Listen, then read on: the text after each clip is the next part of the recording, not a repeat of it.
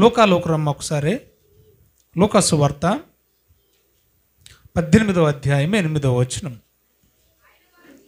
ఆయన వారికి త్వరగా న్యాయం తీర్చును, వారి విషయమే కదా ఆయన దీర్ఘశాంతము చూపుచున్నాడని మీతో చెప్పుచున్నాను. అక్కడ నుండి జాగ్రత్త చూడండి. మనుష్య కుమారుడు వచ్చినప్పుడు ఆయన భూమి మీద విశ్వాసము కనుగొనునా చాలు. ఇది 2వ ఎపిసోడు. మన అంశం ఏంటి?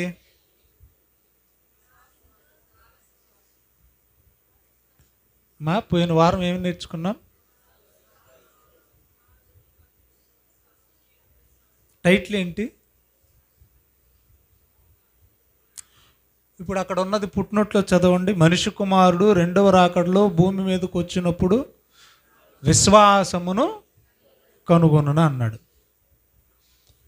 చాలామంది వచ్చినని చదివేసుకుని యేసు ప్రభు 2వ రాకడలో భూమి మీదకి వచ్చేసరికి విశ్వాసులే ఉండరు అనుకుంటారు. అర్థమవుతుందా?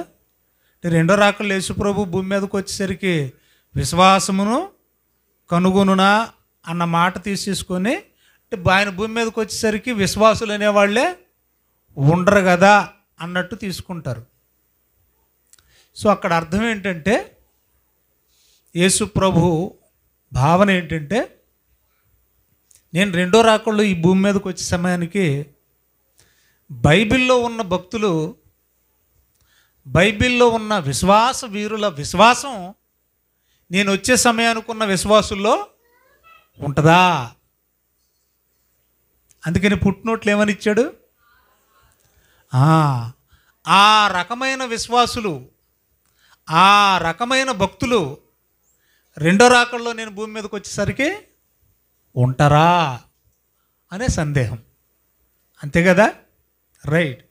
తరానికి ఒక్కళ్ళే ఉన్నారు. నోవహు కాలానికి వచ్చేసరికి ఎవరున్నారు? 7:1 ఆదికాండం మనం చదివితే భూమి మీద ఉన్న జనం అంతటిని పరీక్షించి చూసిన దేవుడు నోవహుతో మాత్రమే, నోవహును గురించి మాత్రమే సాక్ష్యం ఇచ్చాడు. నోవహు, ఈ తరంలో నీవే నా ఎదుట నీతిమంతుడవు, నిందరహితుడవు, నీవొక్కడవే. అంటే తరం మొత్తానికి ఎంతమంది ఉన్నారు? ఒక్కడే. ఆ తర్వాత అబ్రహాము యెహోవాను నమ్మెను, అది అతనికి నీతిగా ఎంచబడిను, విశ్వాసులకు తండ్రి అయిపోయాడు. ఇలాగ తరానికి ఒక్కొక్కళ్ళే ఉన్నారు. అంటే పాత నిబంధనలో ఉన్న భక్తులు వారి విశ్వాస పరిమాణం యేసు ప్రభు 2వ రాకడలో భూమి మీదకి వచ్చేసరికి అలాంటి విశ్వాసం కలిగిన మనుషులు ఉంటారా? అందుకే అక్కడ రాశాడు, ఆ విశ్వాసం ఆ రకమైన భక్తులు ఉంటారా అని నేను లాస్ట్ వీక్ యెహెజ్కేలును గూర్చిన సందర్భాన్ని మీకు, యెహెజ్కేలు యొక్క చరిత్ర మీకు చెప్పడం జరిగింది. అంటే వాళ్ళ విశ్వాసానికి మన విశ్వాసానికి ఎంత వ్యత్యాసమో అనడానికి ఈ పాఠాలన్నీ మనకి. మన విశ్వాసం ఏంటంటే ఇంకా అందరిలాగే అన్నమాట. ఏదన్నా గుడి కనపడితే కాళ్ళకి, నుదుటికి, గుండెకాయకి, మెడకాయకి, పేదాలకు కదా, దేవుడికి ఒక లిప్ కిస్ అంటారు కదా, ఫ్లయింగ్ కిస్సా, ఆయనకు ఒక కిస్ పడేసి పోతా వెళ్ళిపోతాం మనం. మన భక్తి అది. ఇది కాదనుకో, ఇంట్లో ఏదైనా గొప్ప రోగం కానీ, గొప్ప తెగులు కానీ, పెద్ద యాక్సిడెంట్లు కానీ ఏదైనా పోయే కాలం వస్తే మాత్రం అప్పుడు వచ్చి పడతాం. ఎక్కడా? వాళ్ళ మోకరిచ్చేస్తాం. ఎక్కడ పడితే అక్కడ. అప్పుడు దాకా దేవుడు అంటే అసలు గుర్తే ఉండదు మనకి. సో మన విశ్వాసం, మన భక్తి స్థాయిది. ఇది కాదంటే ఆదివారం కూడా టెన్షన్గా వచ్చేవాళ్ళు తక్కువ, రెగ్యులర్గా వచ్చేవాళ్ళ సంఖ్య తక్కువ. కొంతమందికి ఆదివారం అంటే అదొక రకమైన సులకన భావన. ఒక్క ఆదివారం మిస్ అవుతుందంటే చాలా నష్టపోతున్నాం మనం. నీకు దేవుడిచ్చిన ఆయుష్కాలంలో 24 గంటల్లో, ముఖ్యంగా ఆదివారం 24 గంటల్లో తిప్పి కొడితే మనం ఇక్కడ కూర్చునేది 2 గంటలు. ఈ 2 గంటలు కూడా మనం మిస్ చేసుకోవడానికి ఎన్ని సాకులు, ఎన్ని అబద్ధాలు, ఎన్ని మాటలు. కాబట్టి చాలా జాగ్రత్త. వాళ్ళ విశ్వాసం ఎక్కడ, మన విశ్వాసం ఎక్కడ? ఒకసారి ఆలోచించండి. మోషే విషయంలో చెయ్యి ఎత్తి పట్టుకోవాలి. ఆయన చెయ్యి ఎంతసేపు నిలబెడతాడు చెప్పండి? ఆయన చెయ్యి ఎత్తితేనే విజయం. అర్థమవుతుంది మీకు? చెయ్యి ఎత్తే ఉంచాలా. ఎంతసేపు ఉంచాలి? అటు ఒకడు ఇటు ఒకడు బోటు ఇచ్చాడు. మరి అలాగే ఉండిపోయేవాళ్ళు వాళ్ళు. ఒక మాట దేవుడు చెప్పాడంటే ఆ మాట కోసం మనం లాస్ట్ టైం చదువుకున్నాం కదా, నువ్వు ఎడం పక్కకు తిరిగే పడుకోవాలి. ఎన్ని రోజులు పండుకోవాలి? అలాగా 13 నెలలు పండుకో, 390 రోజులు పడుకోవాలి. పట్టెడన్నమే తినాలి, పూటకి దోసి నీళ్ళే తాగాలి. అర్థమైందా? చివరాఖరికి ఏ స్థాయికి దేవుడు వారికి జరిగే శిక్షను వారి భార్య విషయంలో శిక్షించడానికి ఇష్టపడ్డాడంటే, నువ్వు ప్రేమించేదాన్ని నేను ఒక్క దెబ్బలో లేపైపోతున్నాను, కానీ నువ్వు ఏడవకూడదు. నువ్వు ప్రేమించి నీ సొంత భార్యని నేను చంపేయబోతున్నాను, కానీ నీ కంట నీళ్ళు రాకూడదు. మనం ఉంటాం అలాగా? మనం తింటాం అలాగా? మనం జీవించగలం అలాగా? కనుక ఆ విశ్వాస పరిమాణం మనకి ఎప్పుడు వస్తుంది? అలాంటి విశ్వాసులు భూమి మీద ఇప్పుడు ఉంటారా? నోవ కాలానికి వెళ్ళండి, అసలు ఆకాశం నుండి వర్షమే లేదంట అప్పటి వరకు. కానీ దేవుడు చెప్పాడేమని? ఆకాశపు తూములు విప్పబడును, జలప్రవాహం రాబోతుంది. నమ్మాడా లేదా? మిగతా వాళ్ళు ఎవ్వరు నమ్మలా. మరి ఆ విశ్వాసం, అలాంటి విశ్వాసం ఎలాంటి బలమైన కార్యమైన దేవుడు చేస్తాడు. దేవుడికి అసాధ్యమైంది ఇది. అదొక్కటి మన జీవితంలో మనం ఫుల్ఫిల్ చేసుకుంటే చాలండి. అదొక్కటి మనం నెరవేర్చగలిగితే చాలండి. ఆ విశ్వాసం బలంగా మనకు ఉంటే చాలండి. ఈరోజు కూడా చరిత్రలో ఆ విశ్వాసం అనగా పాత నిబంధన చరిత్రలో ఉన్న భక్తులకున్న విశ్వాస స్థాయి మనకుందా అనే దాని గురించి చరిత్రలో మరొక పుస్తకాన్ని నేను ముందు పెడుతున్నాను. అందరు బైబిల్లో ఓపెన్ చేయండి. హోషే గ్రంథాన్ని నేర్చుకుంటున్నాం ఈరోజు. హోషేకున్న విశ్వాస పరిమాణం, హోషేకున్న ఆ విశ్వాసం మనకుందా అనేది మనం నేర్చుకోబోతున్నాం. అందరూ బైబిల్లో ఓపెన్ చేయాలి, చాలా జాగ్రత్తగా పరిశీలించేయండి. ఏ గ్రంథం అందరూ చెప్పండి ఇలాగా? హోషేయ. ముందుగా బైబిల్లో ఎంతమంది హోషేయులు ఉన్నారు తెలుసా మీకు? ఏమ్మా, మొత్తం బైబిల్ ఎంతమంది హోషేయులు ఉన్నారు మీకు తెలుసా? 1 2 3 4 5 6 నాకు తెలిసిన వాళ్ళు 7 ఉన్నారు. నా పరిశీలనలో నాకు తెలిసిన వాళ్ళు 7 ఉన్నారు. ఒకరికొకరికి సంబంధం లేదు. ఎంతమంది ఉన్నారు బైబిల్ హోషేయాలు చెప్పండి? ఎక్కడున్నారు చూపించండి. రైట్, అందరు బైబిల్లో ఓపెన్ చేద్దాం, టక్క రాసుకోండి. నంబర్ 1 ముందు ఇది తెలియాలి. తెలిసిన తర్వాత ఇప్పుడు ద బుక్ ఆఫ్ హోషే గ్రంథమును గూర్చిన ధ్యానంలోకి వెళదాం. దానికి ముందు అసలు హోషేలు ఎంతమంది ఉన్నారు మీకు తెలియాలి, కన్ఫ్యూజ్ కాకుండా. సంఖ్యాకాండం 13వ అధ్యాయం 8వ వచనం చూడండి. రాసుకునే వాళ్ళు టక రాసుకోవాలి. సంఖ్యాకాండం 13వ అధ్యాయం 8వ వచనం. ఎఫ్రాయిము గోత్రానికి నూను కుమారుడైన, ఒకసారి ఆగండి, ఎవరైనా అమ్మమ్మ గోత్రాలకి కొంతమంది పెద్దలు నియమిస్తూ ఎఫ్రాయిము గోత్రానికి పెద్దగా ఎవరు నియమిస్తున్నారు చూడండి. నూను కుమారుడైన, అందరు విన్నారా? నూను కుమారుడైన చెప్పండి. హోషేయ. ఎవరైనా? ఈయన ఎవరండి? అదేటమ్మా అలాగున్నారు అంటే మీరు ఏమన్నా చెప్తారేమని చూస్తున్నాను నేను. ఈయన ఎవరంటే నూను కుమారుడైన హోషేయ ఎవరంటే 16వ వచనం చదవండి. 16వ వచనం చదవండి. దేశమును సంచరించి వేగి చూడడానికి పంపించిన వారిలో, మోషే పంపిన వారిలో ఏంటవి? నూను కుమారుడైన హోషేయకు యెహోషువ అనే పేరు మోషే పెట్టాడు. ఏమైనా ఎక్కిందా? ఇంకా ఎక్కలే. యెహోషువ తెలుసా మీకు? అదేటమ్మా తెలుసు కదా, యెహోషువ తెలుసు కదా, న్యాయాధిపతి. యెహోషువ అసలు పేరేంటట? ఇప్పుడే కదా చదువుకున్నారు మీరు. యెహోషువ అని ఎవరు పెట్టారంట? అది మ్యాటరు. యెహోషువ అసలు పేరేంటంట? హోషే. అయితే యెహోషువ అనే పేరు ఎవరు పెట్టారంట? 16వ వచనం, మోషే పెట్టాడు. అర్థమైంది మీకు? రైట్. సో యెహోషువ పాత పేరు హోషేయ. ఒకటి క్లియర్ అయిపోయింది. రెండోది చూద్దాం మనం. దినవృత్తాంతాల మొదటి గ్రంథం 27వ అధ్యాయం 20వ వచనం. దినవృత్తాంతాల మొదటి గ్రంథం 27వ అధ్యాయం 20వ వచనం చూడండి అమ్మ దయచేసి.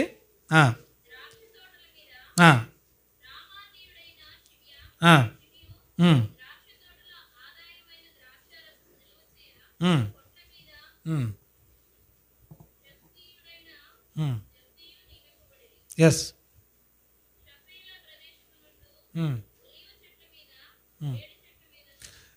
దినవృత్తాంతాల మొదటి గ్రంథమేనా ఏమ్మా? 27వ అధ్యాయం 20వ వచనం. 27వ అధ్యాయం 20వ వచనం కదమ్మా. ఈ ద్రాక్ష తోటలు అంటుంది, నేను ఎక్కడ ద్రాక్ష తోటలోకి వెళ్ళాలని చూస్తున్నాను నేను. చదవండి 20, బాగా వినండి, ముందు పాయింట్ వినండి. 27వ అధ్యాయము దినవృత్తాంతాల మొదటి గ్రంథం 20వ వచనం. ఎవరు కుమారుడు అంటే ఈయన అజజ్యాహు అన్నాడు చూడండి. అజజ్యాహు కుమారుడైన హోషేయ.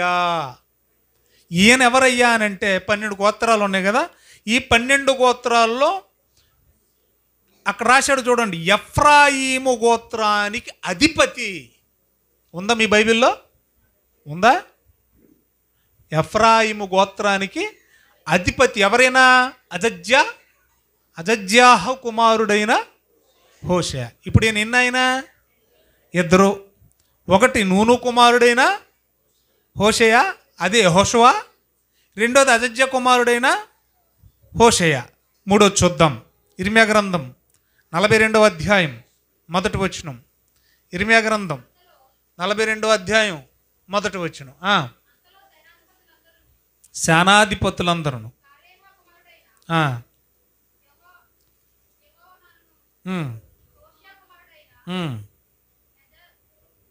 చదువమ్మ, పర్లేదు. ఏ నోరు తిరగట్లేదా? అంతలో కారేహ కుమారుడైన యోహనానును, హోషే కుమారుడైన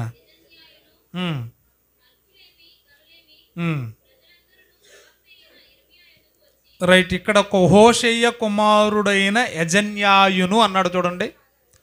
అంటే యజన్యాయు తండ్రి పేరేంటి? హోషేయ. ఈయన ఎవరయ్యా అంటే యెరూషలేము పట్టణాన్ని నాశనం చేయక మునుపు మన పట్టణపు పరిస్థితి ఏమవబోతుందో ప్రవక్త అయిన ఇర్మియా గారి దగ్గరికి విచారణ చేయడానికి పంపబడిన వారిలో ఒకళ్ళు. అర్థమవుతుందమ్మా స్టోరీ మీకు? ఏం జరగబోతుంది మన పట్టణానికి అని అడగడానికి, విచారణ చేయడానికి పంపబడిన వారిలో ఒకడే చెప్పాలి. యజన్యా. అర్థమైందా? ఆయన తండ్రి పేరు హోషేయ. నాలుగోది నెహెమ్యా గ్రంథం 10వ అధ్యాయం 23వ వచనం. నెహెమ్యా గ్రంథం 10వ అధ్యాయం 23వ వచనం చూద్దామండి. ఎజ్రా, నెహెమ్యా, ఎస్తేరు చూసారా? హోషేయ చదువమ్మా.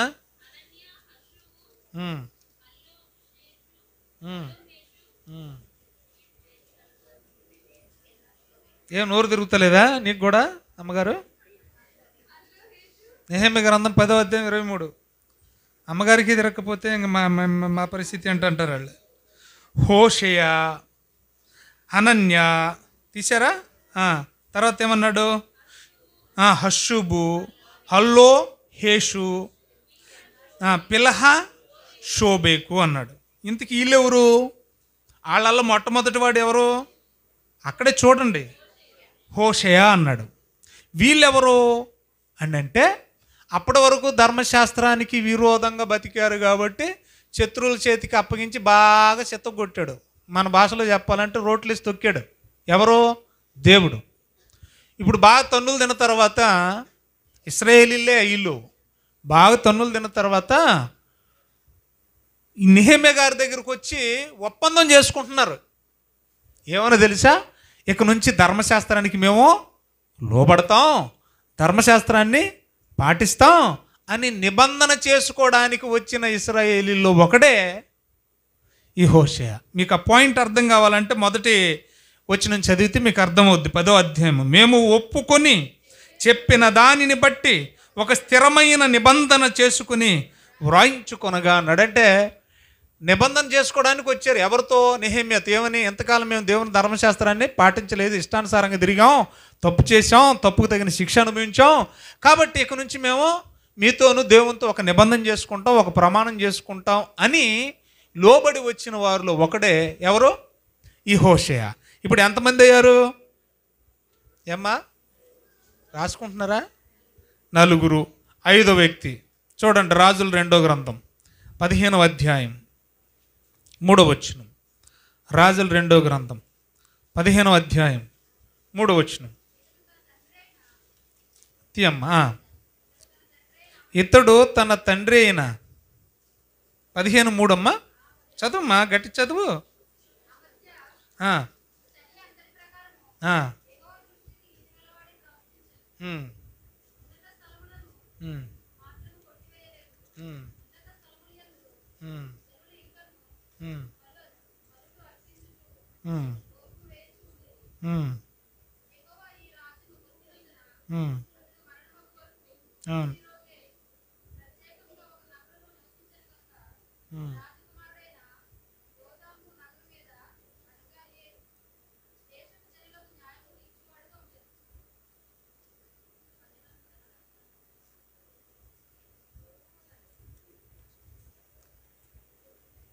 చూడండి, హేలా కుమారుడైన హోషే అనే మాట ఉంటుంది. 15:3 30 చదువు. 30 చదువు అమ్మా. 15:30 అమ్మా. చదువు. ఏలా కుమారుడైన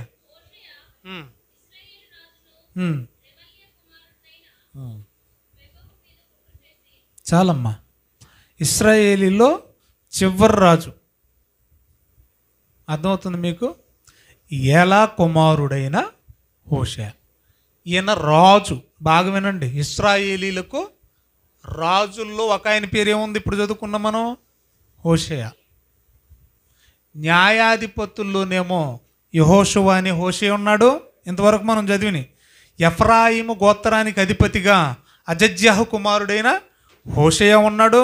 3వది ఇర్మియా గ్రంథంలో ఇర్మియా దగ్గరికి విచారణ చేయడానికి వచ్చిన వ్యక్తుల్లో ఒక వ్యక్తి హోషేయ ఉన్నాడు. నెహెమ్యా గ్రంథంలో దేవుని ధర్మశాస్త్రానికి మేము లోబడతాం, ఇప్పటివరకు తప్పు చేసామని తప్పును ఒప్పుకొని నిబంధన చేసుకోవడానికి వచ్చిన ఇశ్రాయేలీల్లో ఒకడు హోషేయ ఉన్నాడు. రాజుల్లో ఇప్పుడు 5వ పాయింట్. రాజుల్లో ఇశ్రాయేలీల్లో ఆఖరివాడైన ఏలా కుమారుడైన హోషేయ ఉన్నాడు. ఎంతమంది వచ్చారు? నేను ఎంతమంది ఉన్నారని చెప్పాను? 6 చూద్దాం. ఓపికందా? చూద్దామా? వెళ్ళిపోదామా? 6 చూడండి. హోషేయ తీసారా?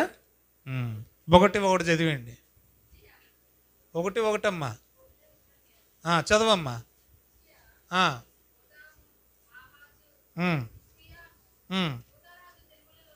అమ్మా, బుజ్జి ఒక్కతే తీసింది, మిగతా వాళ్ళకి అర్థమైందా? హోషేయ గ్రంథము 1వ అధ్యాయము 1వ వచనం. ఎందుకంటే బుజ్జి సగం చదువుతున్నా కూడా పేపర్లు మరి కొంతమంది ఎడదిరగేస్తున్నారు, కొంతమంది ఎడదిరగేస్తున్నారు. ఇట్లా లాక్కండి, సిరిగిపోద్ది ఎదరికి. హోషేయ గ్రంథం 1:1 చదవండి.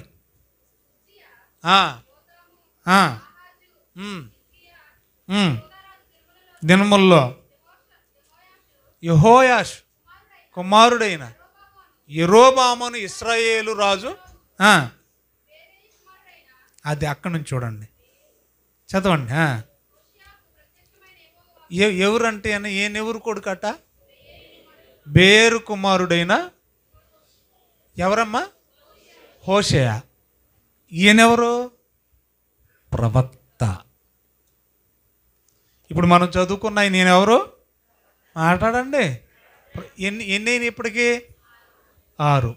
7 చెప్పన మన యేసు ప్రభు పేరే హోషేయ.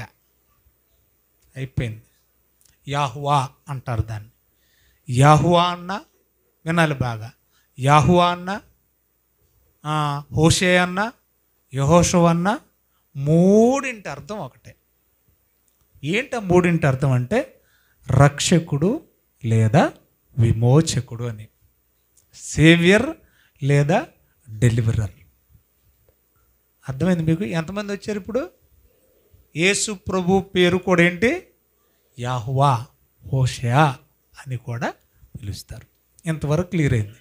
ఈరోజు ఆ విశ్వాసం మీకుందా? ఏ విశ్వాసం అంటే ప్రవక్త అయిన హోషేయకున్న విశ్వాసం మనకుందా అని ప్రవక్త అయిన హోషేయ గ్రంథంలోకి వెళుతున్నాం. ఇప్పుడు వెళ్దామా? ఇప్పుడాక వెళ్దాం. తీయండి బైబిల్. అందరూ హోషేయ గ్రంథాన్ని తీద్దాం. ఇక 7 హోషేయాల్లో మనం ప్రవక్త అయిన హోషేయ గారి గురించి మాట్లాడుతున్నామండి. అందరూ బైబిల్లో ఓపెన్ చేద్దాం.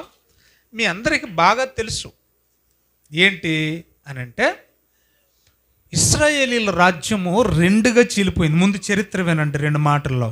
ఎప్పుడది? సొలొమోను తదనంతరం యెరోబాము కాలంలో ఇశ్రాయేలీల రాజ్యం 2 ముక్కలైపోయింది.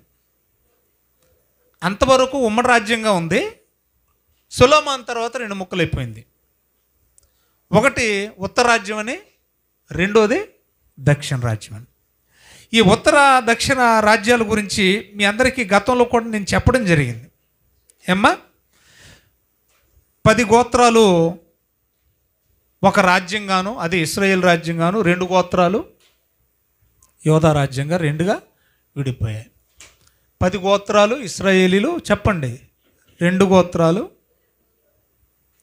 ఇప్పుడు మనం చదువుకుంటున్న ఈ హోషేయ యోధా రాజులకు ప్రవక్త, ఇశ్రాయేలీల రాజులకు ప్రవక్త అనేది తెలియాలి. ఎందుకంటే యోధా రాజుల్ని దాదాపు యోధాను అనగా యోధా రాజ్యాన్ని పరిపాలించిన వాళ్ళల్లో ఒక 20 మంది రాజులు ఉన్నారు.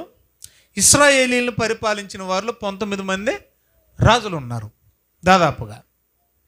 ఇప్పుడు ఈ హోషేయ ఎవరికి ప్రవక్త? ఇశ్రాయేలీలకా అనగా ఇశ్రాయేలీల రాజ్యానికా, యోధా రాజ్యానికా?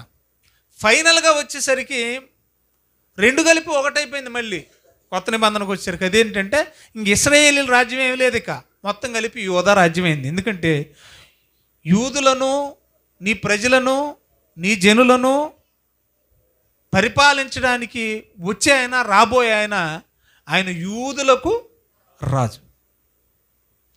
సో పాత నిబంధనలో మాత్రం ఇశ్రాయేలీల రాజ్యం ఒకటి, యోధా రాజ్యం ఒకటి ఉంది. ఇప్పుడు మనం చదువుకుంటున్న ఈ ప్రవక్త ఎవరికి ప్రవక్త? ఇశ్రాయేలీలకా, యూదులకా? ఇశ్రాయేలీల రాజ్యానికా, యోధా రాజ్యానికా?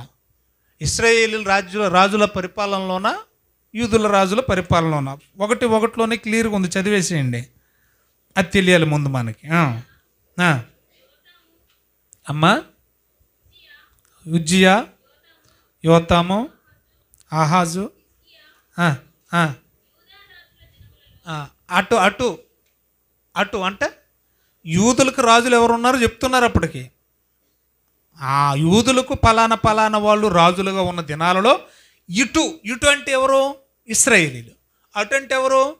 యూదులు. అటు యూదులకు ఎవరెవరు ఉన్నారట? ఉజ్జియా, యోతాము, ఆహాజు, హిజ్కియా అనేవాళ్ళు రాజులుగా ఉన్న టైం పీరియడ్ అది. టైంలో ఆ కాలంలో యెహోయాషు కుమారుడైన యెరోబాము అను. ఆగుదాం. ఇటు ఎవరు ఉన్నారంట రాజుగా? యెరోబాము. ఏ యెరోబాము? యెరోబాము యెహోయాషు కుమారుడైన సొలొమోను కొడుకు ఒకడు ఉన్నాడుగా, అతను మొట్టమొదటి ఇశ్రాయేలీలకు రాజు, మొదటి రాజు. బాగా చరిత్ర జ్ఞాపకం చేసుకోవాలి మీరు. 2 ముక్కలైన తర్వాత యోధా రాజ్యంగా, ఇశ్రాయేలీల రాజ్యంగా. ఇశ్రాయేలీల రాజ్యానికి మొట్టమొదటి రాజు ఎవరు? యెరోబాము. ఆ యెరోబాము ఎవరు? సొలొమోను కొడుకు. ఆయన మొట్టమొదటి రాజు. అర్థమవుతుంది మీకు? ఇప్పుడు ఈయన కూడా ఎవరంట? చదవండి. యెహోయాషు కుమారుడైన ఇశ్రాయేలీలకు రాజుగా ఇంకొక యెరోబాము వచ్చాడు. సొలొమోను కొడుకు ఫస్ట్ వాడు అయితే, ఈడు 13వ వాడు. ఈ యెరోబాము ఎన్నోవాడో తెలుసా? 13వ రాజు ఈయన. అందుకని ఈయన ఏమనేవాళ్ళండి చరిత్రలో? 2వ యెరోబాము అనేవాళ్ళు. రాజుల్లో సెకండ్ కాదు, 13వ వాడైనా. ఇద్దరు పేర్లు యెరోబాములు ఉన్నాయి కనుక మొదటి వాడేమో సొలొమోను కొడుకు, రెండో వాడెవరు? యెహోయాషు కుమారుడైన యెరోబాము. ఈయన 13వ రాజు ఇశ్రాయేలీలకి. కానీ యెరోబాముల్లో ఎన్నోవాడు? అంతే. అందుకని ఈయనకు మరొక పేరు కూడా ఏంటంటే 2వ యెరోబాము. ఇశ్రాయేలీలకేమో 2వ యెరోబాము ఉన్నాడు. యూదులకేమో హిజ్కియా, ఉజ్జియా, ఆహాజు, యోతాము. వాళ్ళు రాజులుగా ఉన్న కాలంలో ఇంతకీ ఈయన ఎవరు ప్రవక్త చూడండి.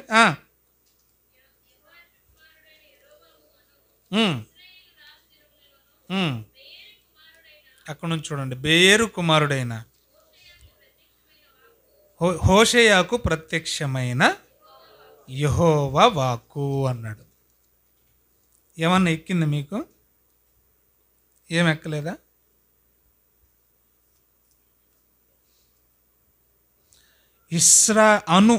ఇశ్రాయేలు రాజు దినములలో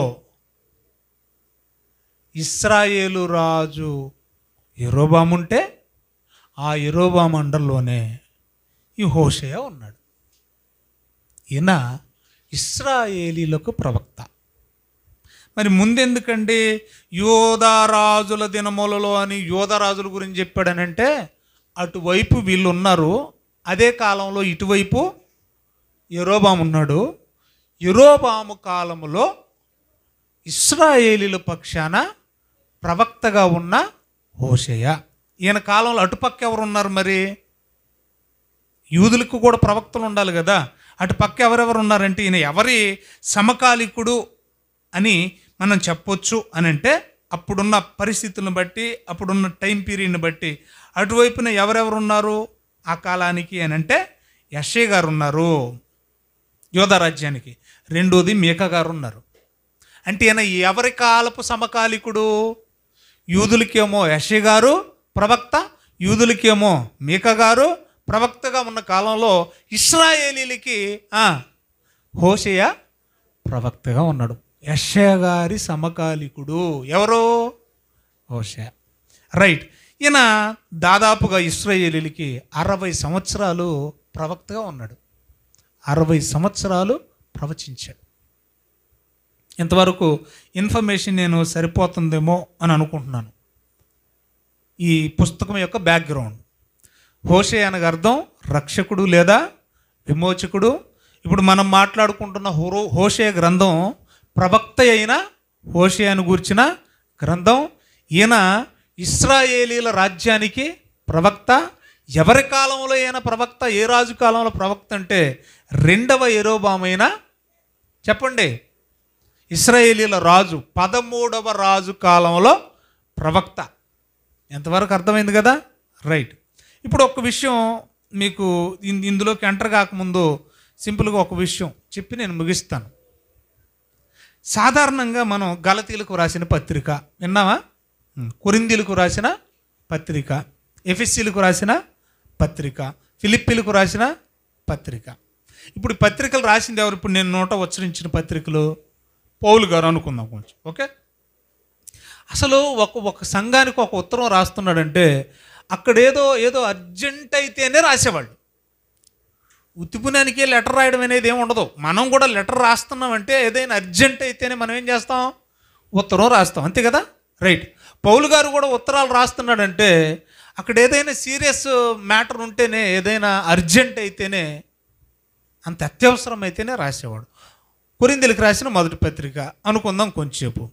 అప్పటికే స్టార్టింగ్లో ఏమైంది, సంఘం ఒకటిగానే ఉండాల్సింది. ఒకడు పౌలు వాడనని, ఒకడు కేఫా వాడనని, ఒకడు అపోల్లో వాడనని ఏం చేస్తున్నారంట, సంఘాన్ని చిందరవందరూ చేశారట. ఎందుకు రాయాల్సి వచ్చింది కొరింథీయులకు రాసిన పత్రిక? కొంచెం మనం ముందుకు వెళితే 15 అధ్యాయానికి అసలు ఏం వింటున్నారో ఏమో తెలియదు.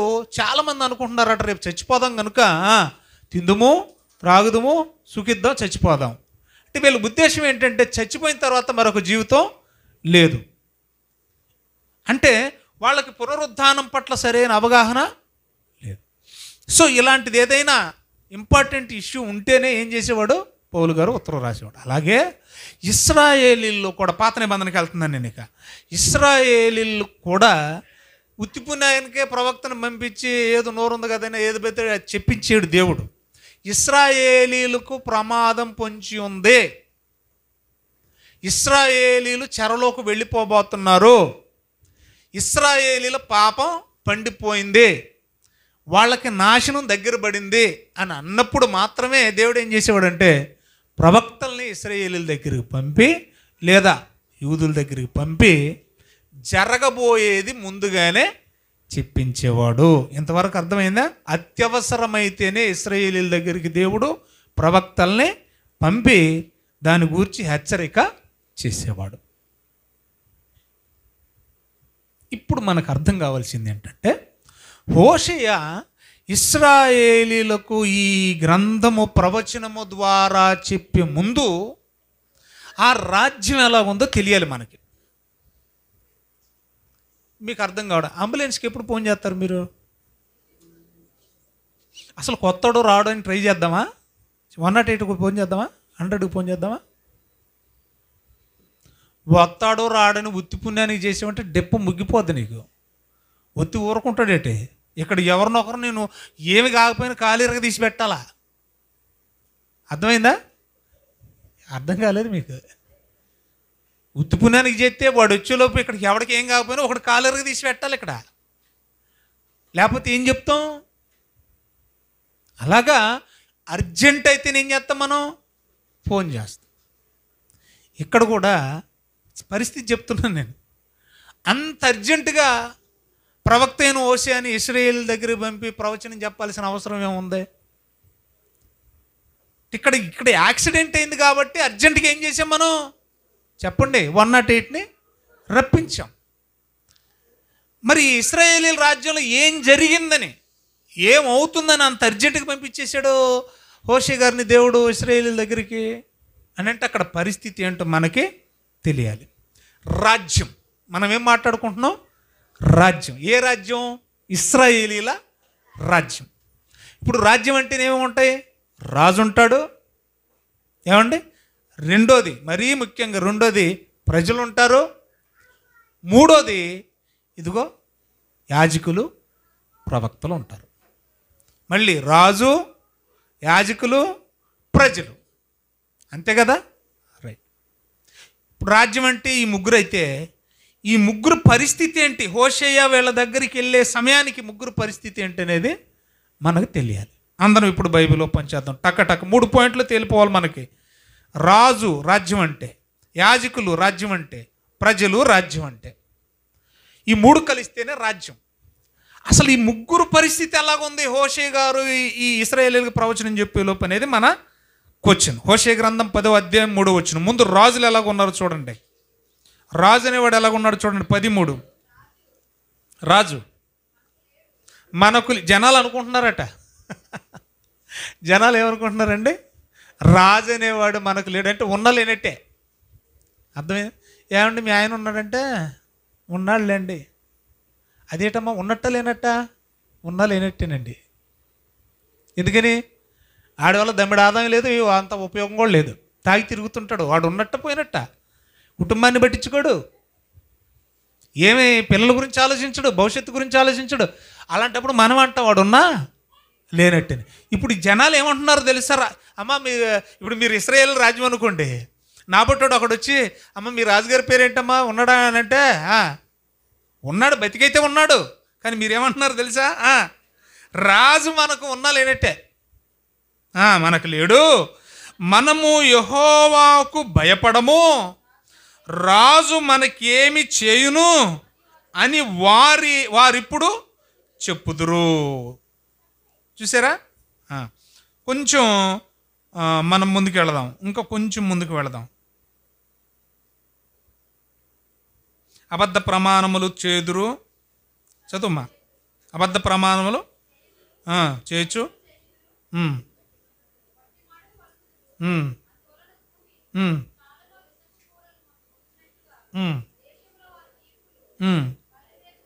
అది అంటే ఇప్పుడు ఇక్కడ ఎందుకు ఏమైంది అని అంటే విషయం, ఒక 6 రాజులు చచ్చిపోయారండి. అంటే ఇంక నేను రెఫరెన్స్లోకి చరిత్రలోకి వెళ్ళట్లేదండి.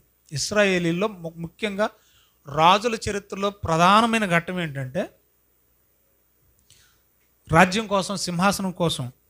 ఇప్పుడు నా ముందు ఒకడు ఉన్నాడు అనుకోండి, ఆల్రెడీ ఈ సింహాసనం కోసం ఆయన చంపేసి నేను ఎక్కేసాను. నా వెనకాతలు వచ్చినోడు నన్ను చంపేసి వాడు సింహాసనం ఎక్కాడు. హోషే కాలంలో దాదాపు ఆ టైం పీరియడ్లో ఒకడిని చంపుకొని ఒకడు రాజు అయ్యేవాడు. అంటే ఈ రాజులకి ఏం కావాలంటే జనాలు ఏమైపోయినా అనవసరం, ప్రజా సంక్షేమంతో పని లేదు. మరి వాళ్ళు ఏం చేసేవాళ్ళంటే సింహాసనాల కోసం ఒకరినొకరిని చంపుకొని సింహాసనాలు ఎక్కేవాళ్ళు. అధికార దాహంతో ఉన్నాళ్ళు తప్ప ప్రజల కోసం ఆలోచించేవాళ్ళు కాదు. అంటే అప్పుడున్న రాజుల పరిస్థితి అండి, రాజులు ఉన్నా లేనట్టే. అది రాజుల పరిస్థితి. అది ఏ కాలంలో? హోషే కాలంలో, ఆయన రాజ్యంలో రాజుల పరిస్థితి. తర్వాత చూడండి 6వ అధ్యాయం. ఇప్పుడు ఎవరికి తెలియాలి మనకి? యాజకుల పరిస్థితి. యాజకులు ఎలా ఉన్నారట? 6వ అధ్యాయం 8వ వచనం, అదే హోషే గ్రంథం. యాజకులు 6వ అధ్యాయం 8వ వచనమేనా? చదవండి. గిలాద్ అంటే అదే. ఏదది? గిలాదులో గుగ్గిలం లేదా అంటే మందు లేదు. గిలాద్ అంటే యెరూషలేముకు మరొక పేరే గిలాదు. పాపాత్ముల పట్టణమాయను. ఎందులో?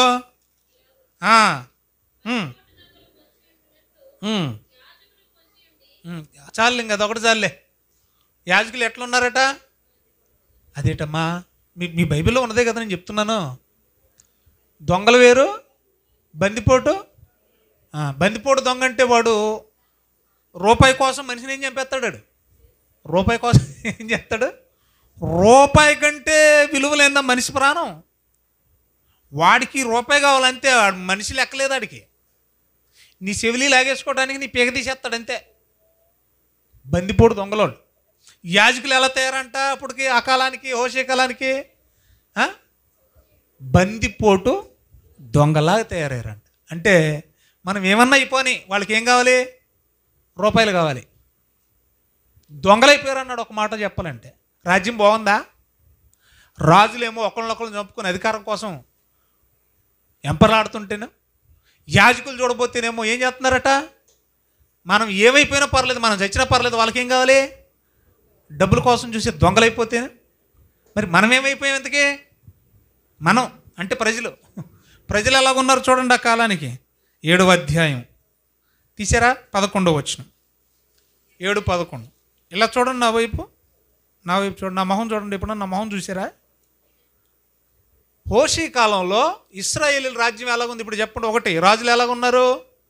ఒకళ్ళనొకళ్ళు చంపేసుకొని అధికారం ఉంటే చాలు అన్న అధికార దాహంతో ఉన్నారు అప్పుడు పరిస్థితి. రెండోది, యాజకులు ఎలాగున్నారట? జనాలు ఏమైపోయినా పర్వాలేదు, నా సంచిలో పడాల్సింది నా సంచిలో పడితే నాకు చాలు. రైట్. ఇప్పుడు మరి ప్రజలు ఎలా ఉన్నారనేది తెలియాలి. ఇది మెయిన్ పాయింట్. 7వ అధ్యాయం 11వ వచనం. ఎఫ్రాయిము. నేను మొత్తానికి హోషే గ్రంథాన్ని కవర్ చేస్తున్నానండి పూట. ఎఫ్రాయిం అంటే ఏంటి? ఇశ్రాయేలీలకి మరొక పేరు ఎఫ్రాయిము. ఇశ్రాయేలీల టోటల్ జనాంగాన్ని ఎఫ్రాయిము అని సంబోధిస్తున్నాడు.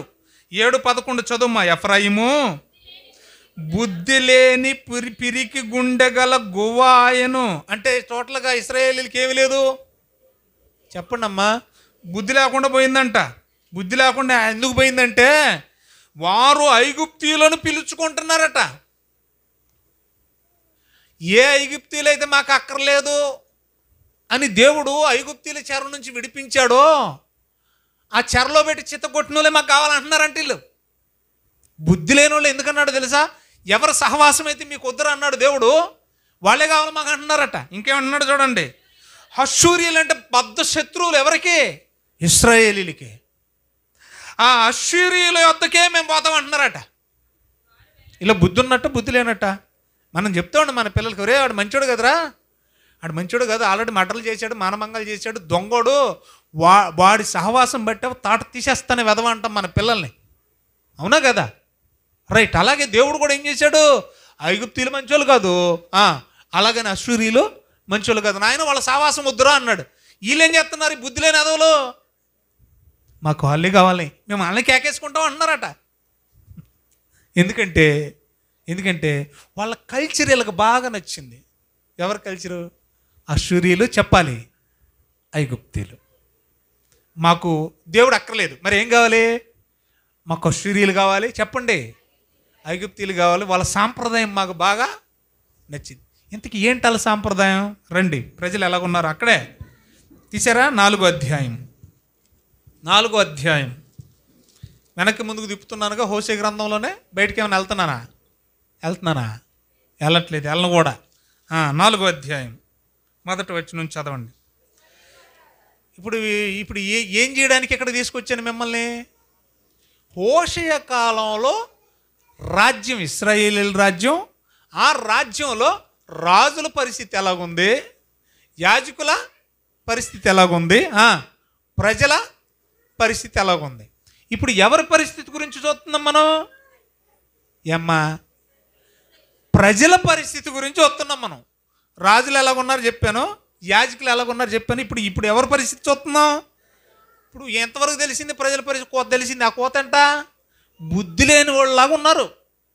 ఎంత బుద్ధి లేని వాళ్ళు అంటే, దేవుడు ఎవరి సహవాసం అయితే వద్దన్నాడో వాళ్ళే మాకు కావాలనుకుని బుద్ధి లేని పరిస్థితుల్లో ప్రజలు ఉన్నారు. ఎందుకు వాళ్ళ సహవాసం కోరుకుంటున్నారంటే ఇప్పుడు చెప్తున్నాడు చూడండి, 4వ అధ్యాయం 1వ వచనం. ఇశ్రాయేలు వారలారా, యెహోవా మాట వినండ్రా నాయనా, సత్యమును కనికరమును దేవుని గూర్చిన జ్ఞానమును. దేశమంటే మట్టి కాదోయ్, దేశమంటే ఇశ్రాయేలు ప్రజలోయ్. ఎక్కుతుందోయ్ అదండోయ్. ప్రజలు ఏమి లేదంట, సత్యమును కనికరమును దేవుని గూర్చిన జ్ఞానమును ప్రజల్లో లేకపోవుట చూచి యెహోవా దేశ నివాసులతో దెబ్బలాట మొదలెట్టుకున్నాడట. ఏమని? 2వ వచనం చూడండి. ఎందుకు అసలు వాళ్ళ మీద గొడవ ఎందుకు దేవుడికి?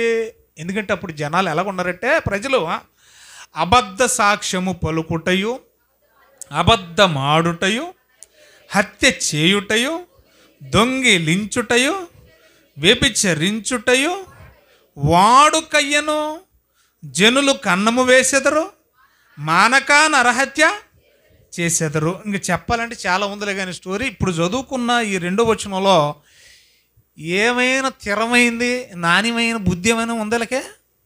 మన భాషలో చెప్తున్నా నేను. నాణ్యంగా ఒకడన్నా ఉన్నాడా? ఎలాగున్నారట వాళ్ళు? అబద్ధ సాక్ష్యం పలుకుటయు, అబద్ధం ఆడుటయు, హత్య చేయుటయు, దొంగిలించుటయు.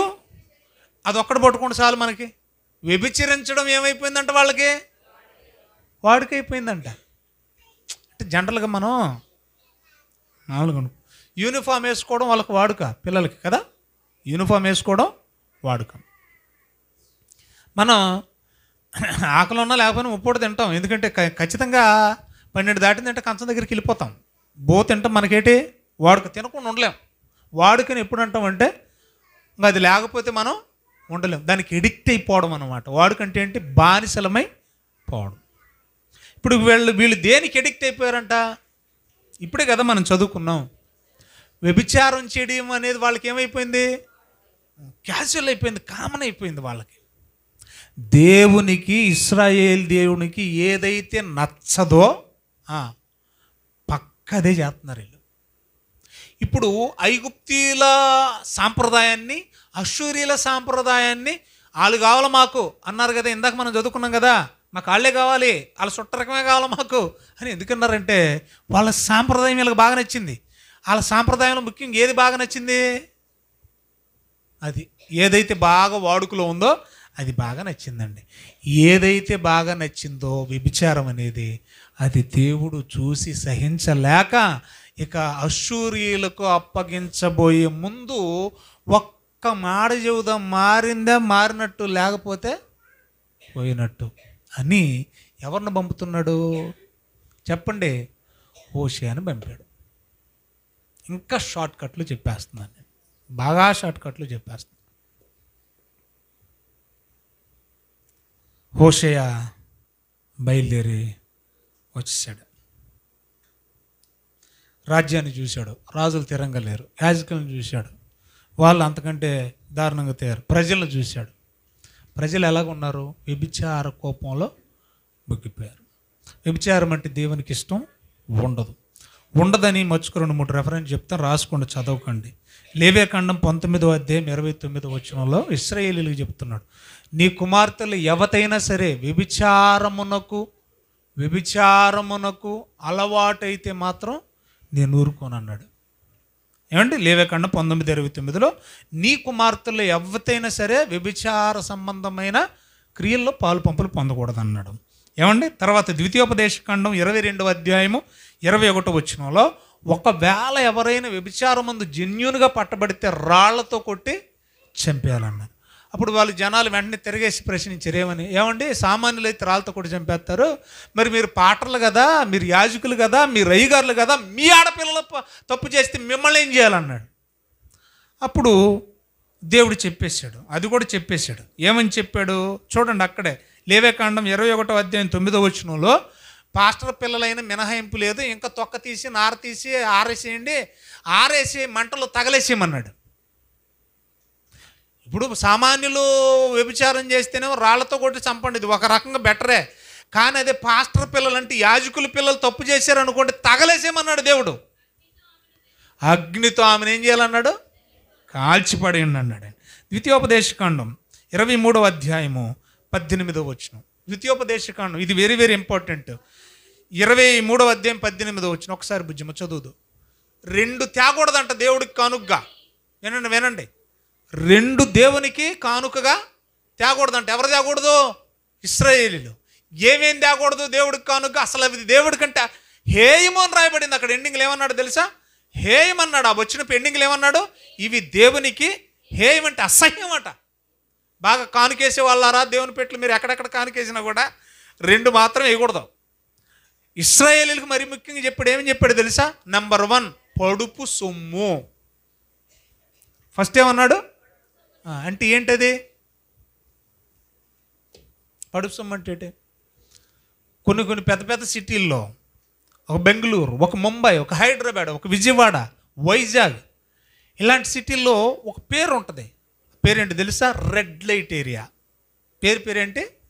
Red light area. అక్కడ ఏం జరుగుతుందంటే వ్యభిచారము వృత్తిగా జరుగుతుంది. వాళ్ళు ఏం చేస్తారంటే తమ మానాన్ని డబ్బులు కమ్ముకుంటారు. పొడుపు సొమ్ము అంటే ఏంటో తెలుసా? వ్యభిచారము చేసి సంపాదించిన సొమ్ము పొడుపు సొమ్ము.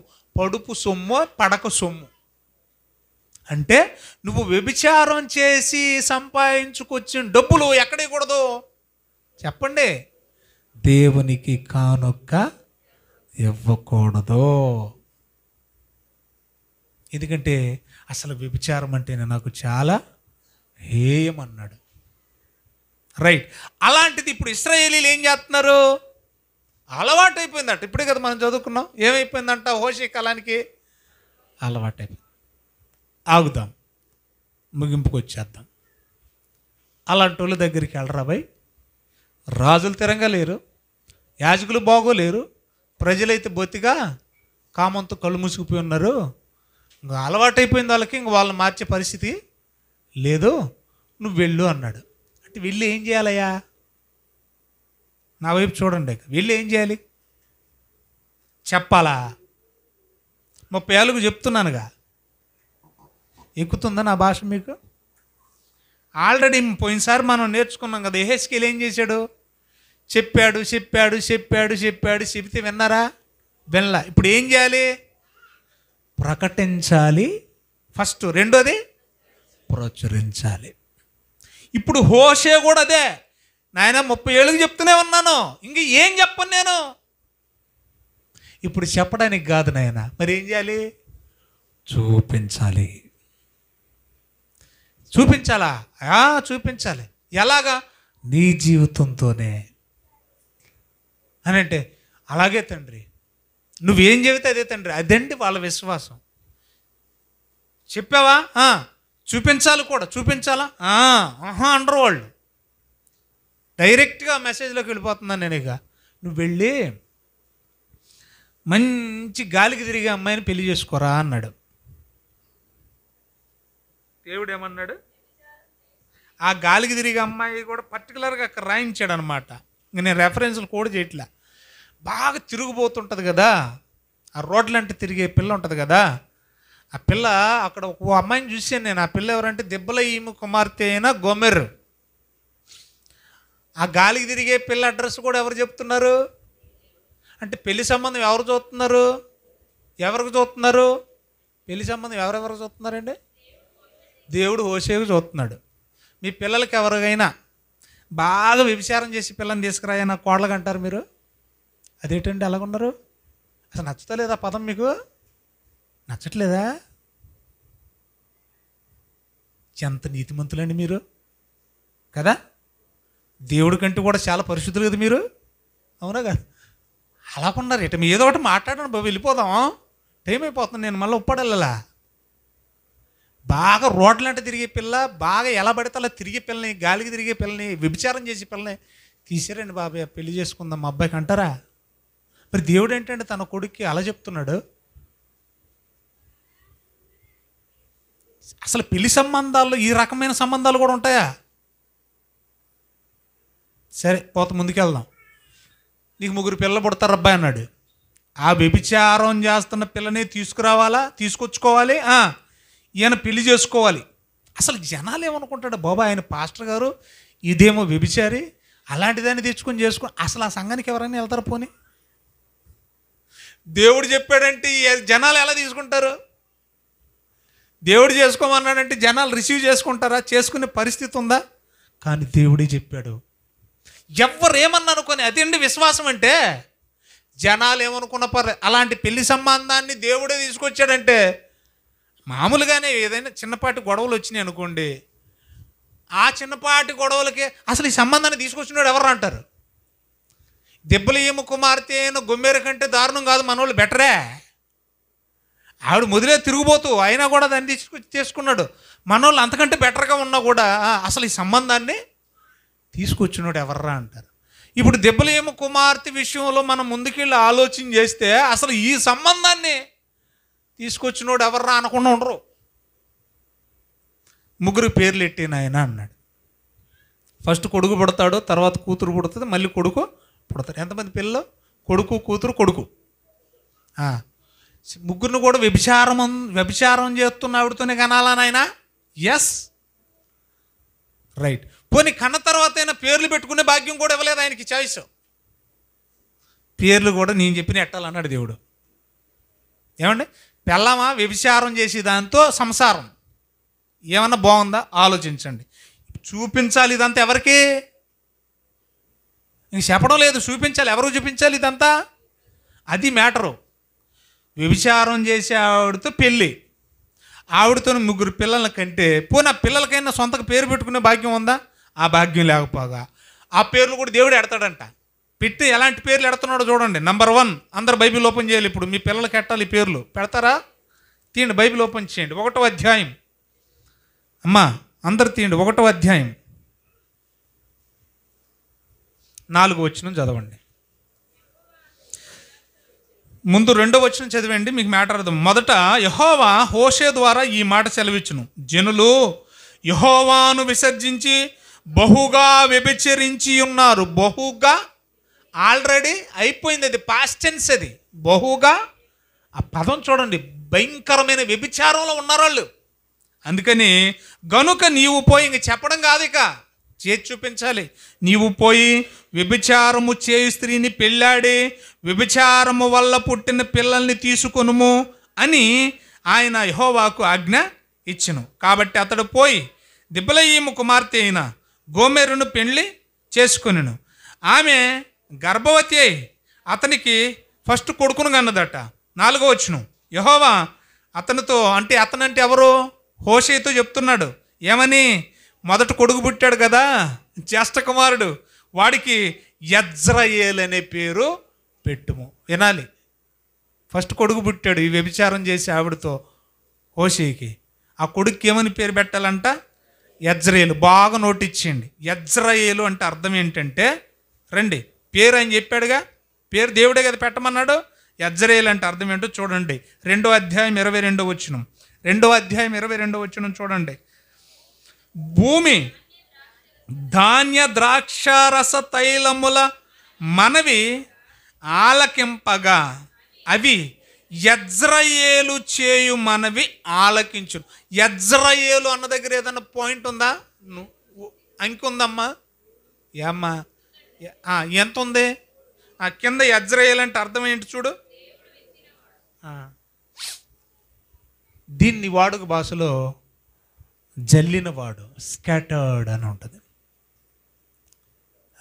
ఒక మాటలో చెప్పాలంటే మీ కొడుకు పేరు ఏంటంటే వాడు విసిరేసినోడండి. విసిరేయడం అంటే తెలుసుగా, దీన్ని ఏమంటారు? అది విత్తనాలు జల్లడాన్ని కూడా ఏమంటారో తెలుసు? విసరడం. అంటే మొదటోడికి ఏమని పేరు పెట్టాడు? విసిరేసినోడు అన్నాడు. బాగుందా విసిరేసినోడు అనే పేరు? బాగాలేదా? ఫస్ట్ కొడుకు పుడితే పుట్టక ఏమని పేరు పెట్టారు? వాడు విసిరేసినోడండి, జల్లేసినోడండి, విత్తబడినోడండి, నాటబడినోడండి అని అర్థం వచ్చేది. రెండోది ఏమని చెప్పాను? కూతురు పుట్టిందంట. కూతురు పుడితే ఆవిడకి ఏమని పేరు పెట్టాలంట? చదవమ్మా, రెండోది చదవమ్మా. 5వ వచనం, 1వ అధ్యాయంలోకి రండి, మళ్ళీ అక్కడ ఉండకండి. 5వ వచనం చదవండి. మా దినమున నేను ఇశ్రాయేల్లో లోయల ఇశ్రాయేలు వారు విల్లును విరుతును. 6వ వచనం, పిమ్మట ఆమె మరలా గర్భం, ఇది ఎన్నో గర్భం? 2వ గర్భం ధరించి కుమార్తెను అన్నదట. అయితే కూతురు కూడా నేను పేరెట్టుకోవద్దంటే, లేదు నేనే ఆడతాను అన్నాడు దేవుడు. ఏం పేరు పెట్టాడు కూతురికి? దీనికి లోరూహమా అనే పేరు చెప్పండి పెట్టమన్నాడు. లోరూహమా అంటే అర్థం ఏంటంటే అక్కడే ఉంది చూడండి. జాలి.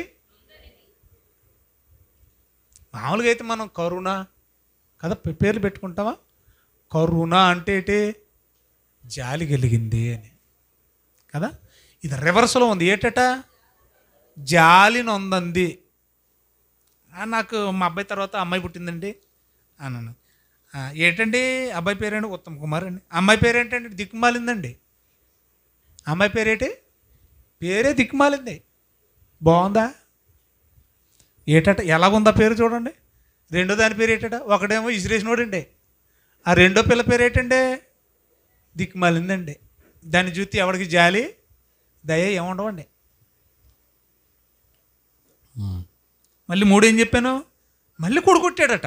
కంటిన్యూ చేయండి అమ్మా. మళ్ళీ కొడుకు పుట్టాడట. 8వ వచనం,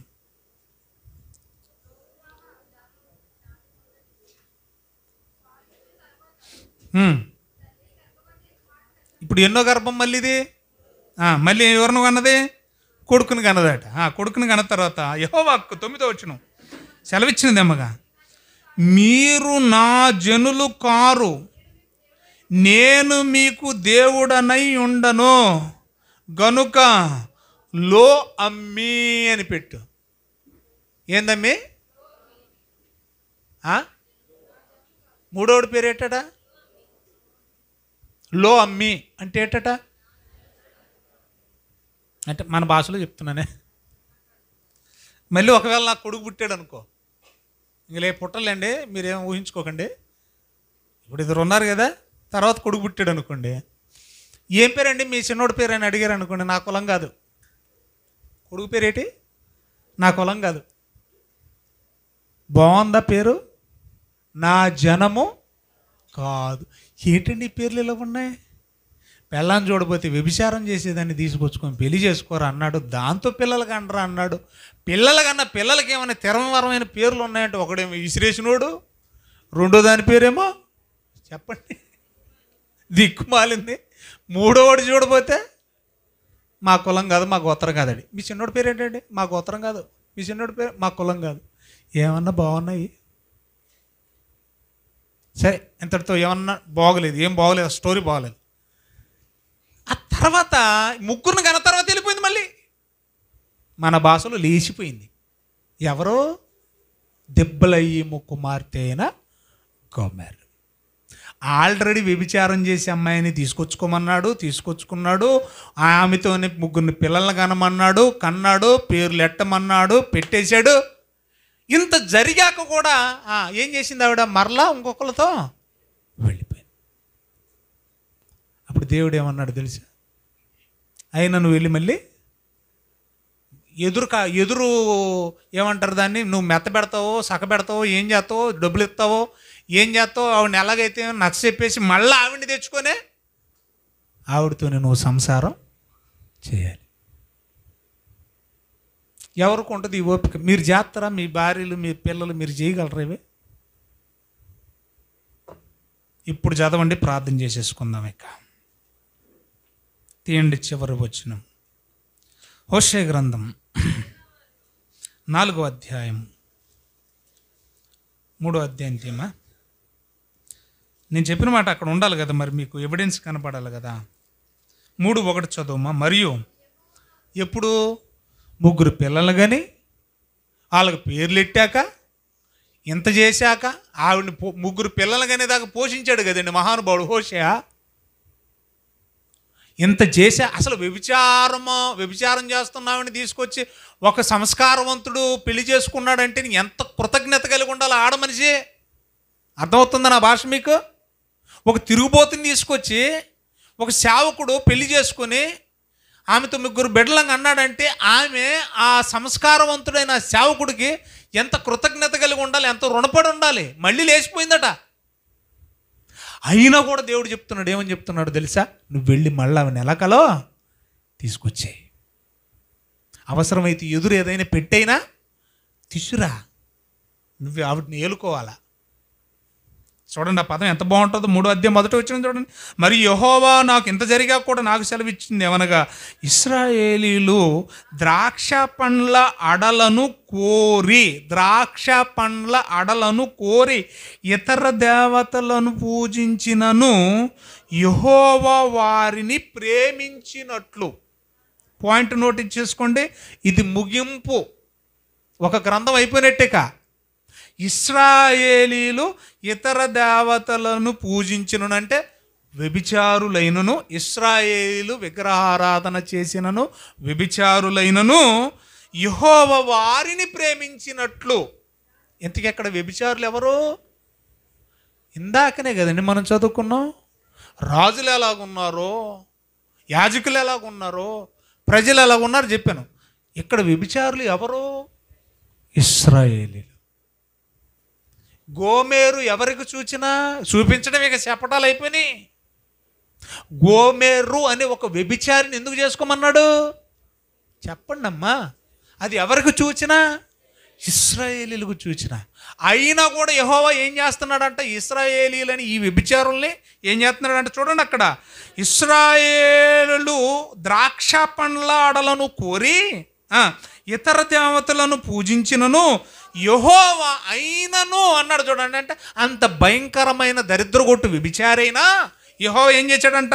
ప్రేమించినట్లు దాని ప్రియునికి ఇష్టురాలై వ్యభిచారిణి యగు దాని యొద్దకి. దాని ప్రియుడంటే అక్కడ ఎవరి గురించి చెప్తున్నాడు? ఏమండి, ఇప్పుడే కదా మనం మాట్లాడుకుంటున్నాం, హోషేయ గురించి చెప్తున్నాడు. అట్లు యెహోవా వ్యభిచారిణి అయిన ఇశ్రాయేలీలను ప్రేమించినట్లు దాని ప్రియునికి ఇష్టురాలై వ్యభిచారిణి యగు దాని యొద్దకు నీవు పోయి దాన్ని ప్రేమించుమో అన్నాడు. వెళ్ళిపోయిందా నీ భార్య? లేచిపోయిందా నీ భార్య? అయినా కూడా నువ్వు వెళ్ళే ఏం చేయాలట?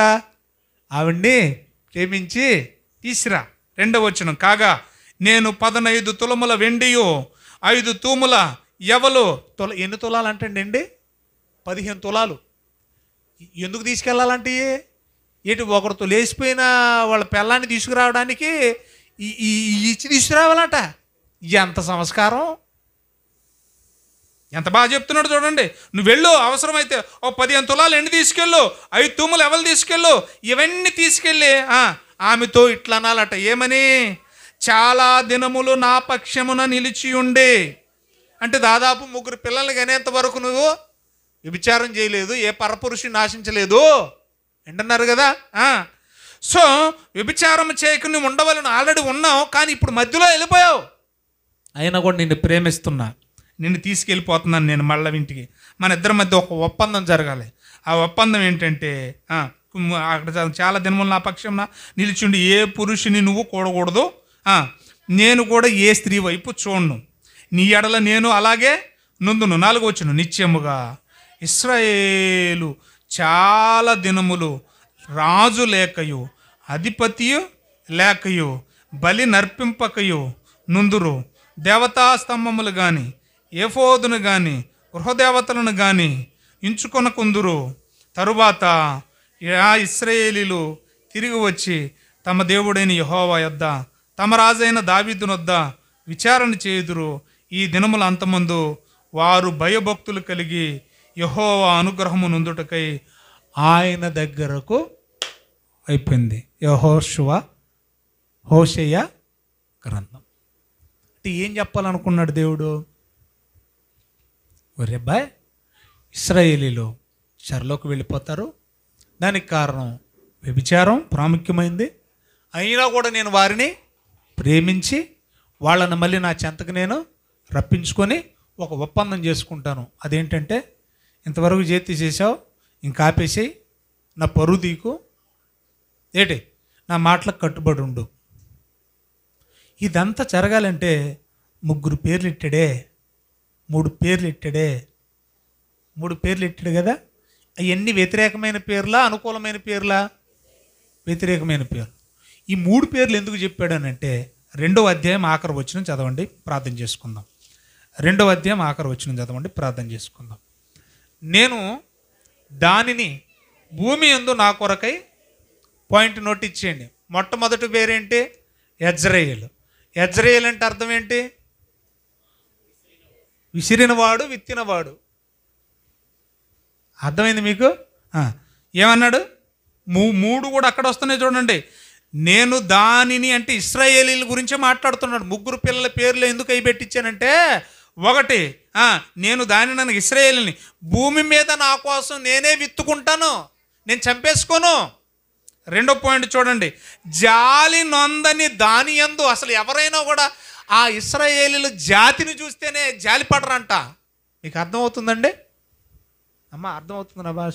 అమ్మ మనం పరువుగా బతికాం, ఊర్లో మనకు కొద్దు గొప్ప పేరుంది, మనం అంటే ఒక గౌరవం ఉంది, నువ్వు చూడబోతు రోడ్ల మీద తిరుగుతున్నావు అన్నా కూడా ఇష్టానుసారంగా తిరుగుతుంది అనుకోండి, ఆ పిల్ల పట్ల ఎవరైనా జాలి చూపిస్తారా? అమ్మ బాబు మాట లెక్కలేదు, ఊర్లో పెద్దల మాట లెక్కలేదు, కులము గోత్రం ఏమీ లేదు, ఎలా పడితే అలా తిరుగుతుంది అనుకోండి, అమ్మాయి పట్ల ఎవరైనా జాలి చూపిస్తారా? రెట్లెస్గా తిరిగే అమ్మాయిని. అలాంటి ఒకనాటి ఇశ్రాయేలీలు జాలి నొందని వారికి ఉన్నారు. అందుకే చూడండి, లోరూహం అన్నాడు కదా, అలాంటి జాలి నొందని దాని యందు నేనేం చూపించబోతున్నాను? జాలి చూపించబోతా ఉన్నాను. 3వది చెప్పాడు, ఏమండి నా ఇదిగో ఈవిడ మా అక్క, ఈవిడ మా చెల్లి అని ఎప్పుడు మనం చెప్పుకుంటాం? మా కులము, మా గోత్రము, మా పేట, మా ఊరు, మా ఇంటి పక్క నేను ఎప్పుడు చెప్పుకుంటాం గర్వంగా మనం? హలో, ఎప్పుడు చెప్పుకుంటాం? వాళ్ళు మంచోళ్ళు అయితే గర్వంగా చెప్పుకుంటాం. దేవుడు కూడా సిగ్గుపడుతున్నాడు అంటే ఏమని? వీళ్ళు నా జనులని చెప్పుకోవడానికి సిగ్గుపడ్డాడు. ఎప్పుడు? ఒకనాటి ఇశ్రాయేలీలో వ్యభిచారం చేస్తున్నప్పుడు. కానీ దేవుడు ఎందుకు ఆ పేర్లు పెట్టాడంటే, చదవండి, నా జనము కాని వారితోనే ఏమన్నాడు చూడండి, మీరే నా జనమని నేను చెప్పగా. అప్పుడు వాళ్ళు అంటారంట, అయ్యా నీవే మా దేవుడు అని అందరూ. ఇదే యెహోవా వాక్కు. హోషేయ గ్రంథం అయిపోయిందా? అయిపోయిందా? అవ్వలేదా? ఇందు మూలంగా దేవుడు ఏం చెప్పాలనుకుంటున్నాడంటే, మనం ఎంత ఘోర పాపులమైనా నువ్వు చచ్చిపోయే ముందు నిమిషం వరకు కూడా ఆయన వైపుకు తిరగాలని ప్రేమతో ఎదురు చేస్తాం. నీ భర్త అయినా నిన్ను ఆటోమేటిక్గా ప్రేమిస్తాడేమో, నీ భర్త అయినా నిన్ను అప్ అండ్ డౌన్గా ప్రేమిస్తాడేమో, నీ భర్త అయినా నీ పిల్లలైనా నిన్ను సీజనల్గా ప్రేమిస్తారేమో, నీ భర్త నీ భార్య నీ పిల్లలైనా ఏదైనా ఇస్తేనే ప్రేమిస్తారేమో. అంటే మన ప్రేమల్లో అరమరికలు ఉన్నాయి, హెచ్చుతగ్గులు ఉంటాయి. కానీ దేవుని ప్రేమ ఎంత గొప్పదో తెలుసా? శాశ్వతమైన ప్రేమతో నేను నిన్ను ప్రేమిస్తున్నాను అన్నాడు. అంటే మనం బాప్తిసం తీసుకొని వెధవ పనులు చేసిన, బాప్తిసం తీసుకొని చండాలంగా బ్రతికినా, బాప్తిసం తీసుకొని నీతిమాలినతనంగా బ్రతుకుతున్నా, అంతే కదండి. పెళ్ళయ్యాక కూడా వెళ్ళిపోయింది ఆవిడ. మనం కూడా క్రీస్తుతో సంధి చేయబడ్డాం, పెళ్లి చేయబడ్డాం బాప్తిస్మం ద్వారా. అలా ప్రభువుని స్వీకరించిన తరువాత కూడా మనం ఏమైపోతున్నాం? తప్పిపోతున్నాం గొమ్మెరలాగా. అయినా కూడా ప్రభు మనల్ని ఏం చేస్తున్నాడు తెలుసా? అయినా కూడా దేవుడు నిన్ను ప్రేమిస్తున్నాడు, తన బిడ్డగా చేర్చుకోవడానికి ఇష్టపడతా ఉన్నాడు. అంత ప్రేమ కలిగిన వాడు మన దేవుడు అని చెప్పడానికి హోషే గ్రంథాన్ని దేవుడు రాయించాడు. That is the love of God. దేవుడు మిమ్మును మీ కుటుంబాలను దీవించునుగాక. ఆమేన్. ఆ విశ్వాసం మనకుందా? ఏ విశ్వాసం? వ్యభిచార రొంపులో సితికిపోయినావని తీసుకొచ్చి పెళ్లి చేసుకున్నంత విశ్వాసం మనకుందా? ఒకవేళ చేసుకోమంటున్నా దేవుడైతే ఇలాంటివి చెప్పడండి అని అంటామే తప్ప, దేవుడే చెప్పాడు అని గుడ్డిగా మనం చేసుకున్నంత విశ్వాసం, పోనీ దేవుడు చెప్పిన పేర్లు ఎట్టేంత విశ్వాసం మనకుందా? ఈ జనాలు అందరి కళ్ళకు కట్టినట్టు చూపించు అని అంటే చూపించే అంత విశ్వాసం, ప్రచురించే అంత విశ్వాసం మనకుందా? అందుకే ప్రభు అన్నాడు, రెండో రాకల్లో నేను భూమి మీదకి వచ్చే సమయానికి నా మాట విని జనాలు ఏమనుకుంటారో, లోకం ఏమనుకుంటుందో, ప్రజలు ఏమనుకుంటారో, ఎవడు ఏమనుకుంటారో అనవసరం. నా మాట విని నేను చెప్పింది చెప్పినట్టు చేసి నా ప్రేమను ఇశ్రాయేలీయులకు తెలిపిన హోషేయ లాంటి ఆ విశ్వాసం భూమి మీద నేను కనుగొందనా అన్నాడు. మరొక అంశంతో మరొక వారం మనం కలుసుకున్నాం. కళ్ళు మూసుకొని తరల వంచండి, ప్రార్థన చేసుకుందాం. వీళ్ళు ప్రేరేపించబడిన వారు ఒకరు స్పీడ్గా, వెంటనే, క్లుప్తంగా